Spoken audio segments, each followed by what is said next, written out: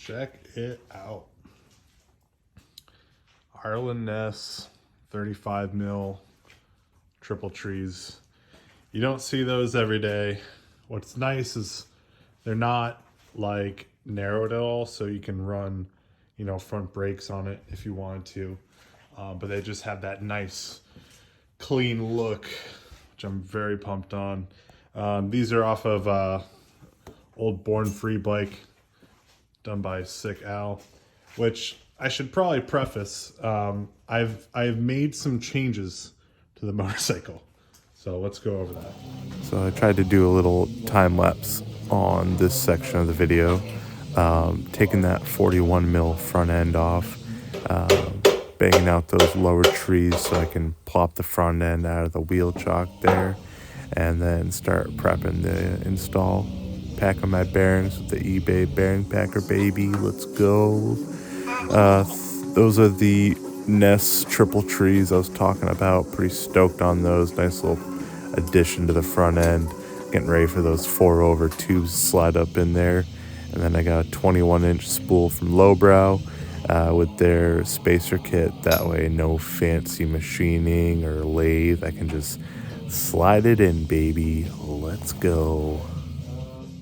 All right, so starting out back, I just kind of loosely have this 16-inch wheel mounted up. I got these tires done the other day. Burks V-Twin did a great job doing them for me. But anywho, got that rear wheel on there. It's looking great. Kind of put the shocks back on so I could see how the stance was compared to the fender. I was worried there was going to be a big nasty gap between the strut and the tire, but it looks pretty good. Never mind, this gap. It is what it is. I'm not really doing anything about it. Got that Frisco Sporty tank chucked on there. Got up the polished Anderson pegs. 21-inch front wheel. And yeah, those beautiful triple trees. These handlebars are not staying. These are just a placeholder for now. I have some other handlebars at my house. I just have to bring them in. So now that I have the stance kind of where I want it, I wanted to put this gas tank back on to kind of see how it fits, because it's 1,000 times easier just to run this tank, and you can kind of see why. So right here is the factory split tank mount. So I can just kind of move this back a little bit, slot it, or slot the front right here. Just kind of get this to slide back a little bit. That way I can run the bolt in, and which would essentially make this a 100% bolt-in gas tank. I got this painted a couple years ago. I really never had the chance to run it more than a couple of months at a time. I'd really like to be able to use it. So let me know what your thoughts are, if I should run the old baby blue, or if I should get this thing painted. Kind of sucks. I bought this brand new with the intentions of kind of doing a unique paint scheme on it. Because if you remember, I put this gas tank on when it had the wide glide on it and the stock wheel. I really wasn't feeling it. But now I'm like, I'm kind of looking at it. I'm like, all right, I kind of like it, Maybe I like the fact that it's easy. I already know what it looks like. I've run this gas tank on every single bike except for this one. So I kind of feel like it deserves a spot on this bike, at least for a little while.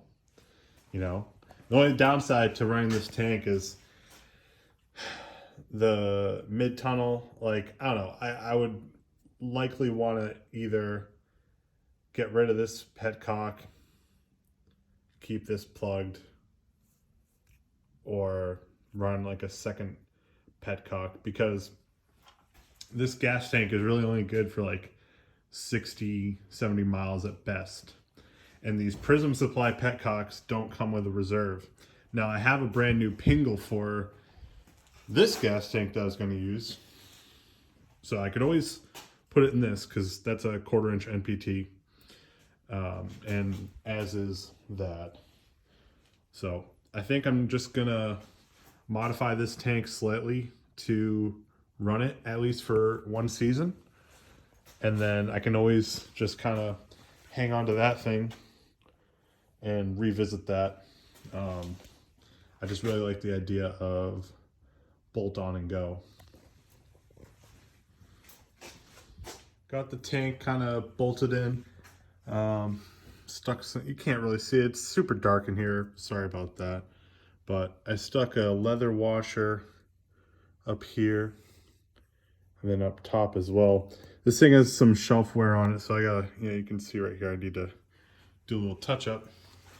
But got it bolted in on the split tank mount there. So factory bung. I had to drill and tap this casting. I think there was a bolt broken off or something in there. So I drilled and tapped that. So it's mounted very securely right now. Not like final fit.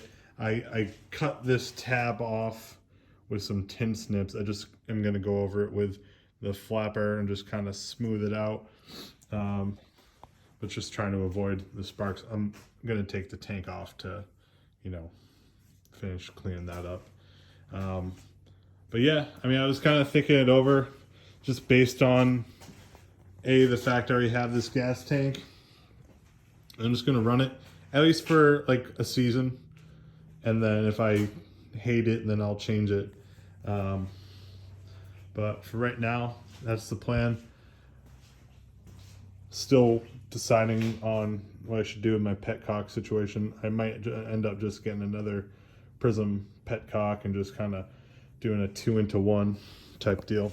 And maybe the money I'm saving on paint, I'll just put towards doing the belt drive and chain final drive.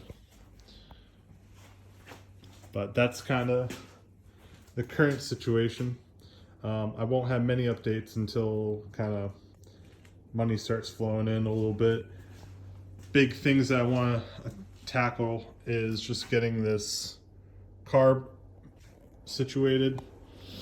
I'm running a Super E that I'm going to rebuild and get that on there. I have everything to do it except I bought like a used carb and it came with the manifold, but it didn't come with the flanges for the intake. So I got to find some of those online somewhere and then I can kind of rebuild that. I found out that it already has points installed, which is a huge plus as far as simplicity goes. So I'm just going to probably keep tweaking this thing a little bit. Still waiting for my seat to come in. But other than that, I mean, once I have the seat, I can kind of, decide how I'm going to mount it to the bike. I'm thinking, thumb screw back here and then something clever up front. Not exactly sure yet. That's pretty much it. Slow progress is still progress, baby. Let me know if you like how it's looking, what you would change, because I'm definitely not going to listen. All right, bye.